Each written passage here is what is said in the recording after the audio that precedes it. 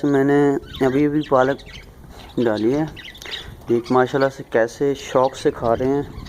इसकी जो भी खुराक हो ना शौक़ से खाने वाली, आप कोशिश करें वही डालें। गंदम हो गई और भुट्टा हो गया, उसके बाद बाजरा, मोटी कंगनी। ये देखो ये मेल है और ये इसका चिक्स आ गया।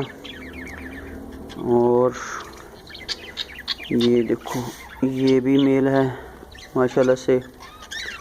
ये देखो कैसे शौक़ से खा रहे हैं। ये मैंने अंडों के छिलके डाले थे, वो भी माशाल्लाह से खाते हैं। ठीक है। और ये देखो ये अभी भी ये इसका मेल आ रहा है। एक फीमेल बैठी हुई है खुद से। अभी ये देखो अभी भी मैंने सेटअप नया तैयार करना है, बस अभी थोड़ी देर है। और मैं दूसरे बर्ड्स भी लेके आऊँगा मंडी से इंशाल्लाह।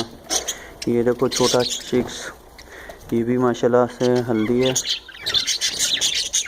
ठीक है, मेरे चैनल को सब्सक्राइब करें और बेल आइकन को दबाएं।